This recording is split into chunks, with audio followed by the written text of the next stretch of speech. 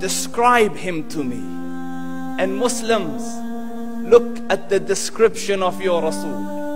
And for some, this would be the first time you hear what your Prophet looked like. I saw a man of striking appearance. ظاهر الوضاء أبلج الوجه, radiant face, حسن الخلق, beautifully created. لم تعبه الثجلة, his belly wasn't protruding.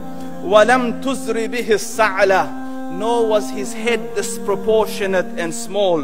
وسيم قسيم, proportionate and delicate, finely made, a specimen of a creation. في عينيه دعج, in his eyes there was a contrast. The dark was immensely dark, the white was excessively white. وفي أشفاره وطف, and his eyelashes were long.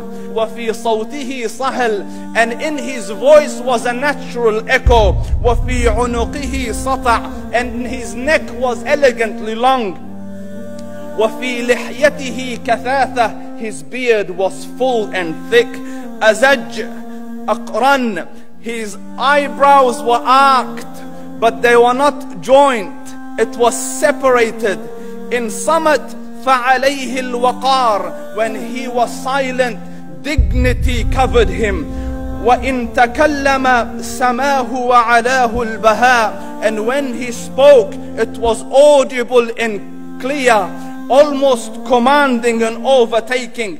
أجمل الناس وأبهاهم من بعيد, from afar the most striking and outstanding in appearance. وأحسنهم وأجملهم من قريب, and when he came near, the best of them and the most handsome of them in closeness.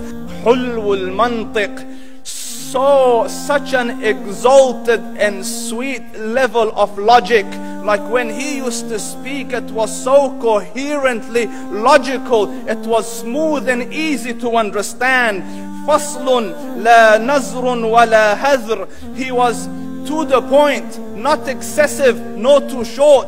كأن منطقه خرزات نظم يتحدرن, his logic, his utterances, his words were like jewels coming out of a necklace, calculated, polished, one after the other, it would flow magically. ربعة, he was medium in height.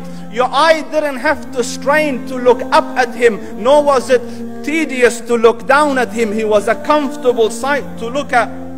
له رفقاء يحفون به, he had friends, the people that were with him, they were working around him to try to serve and protect him. إن قال سمعوا لقوله, when he used to say something, they used to hearken to what he used to say. وإن أمر تبادروا إلى أمره, when he commanded, they used to compete to fulfill the command. This is Muhammad Rasulullah. This is Muhammad Rasulullah. Anas ibn Malik says, he says, I came out one night, it was the full moon night.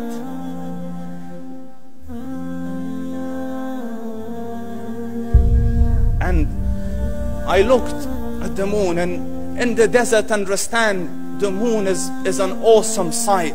It is smooth, it is radiant, it is clear, it is gentle compared to the scorching sun at which they are used to. So the moon was the epitome of beauty. So he says, I came out at a full moon night and I looked at the moon and I saw it, beautiful, handsome. So I said, let me go see if the moon is more handsome or my Prophet is more handsome. Let me see if that is more beautiful or the Prophet is more beautiful. So I went and I saw him standing afar.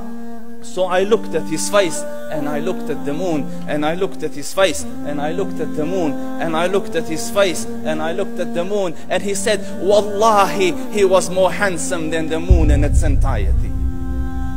That is just the look of your Rasul.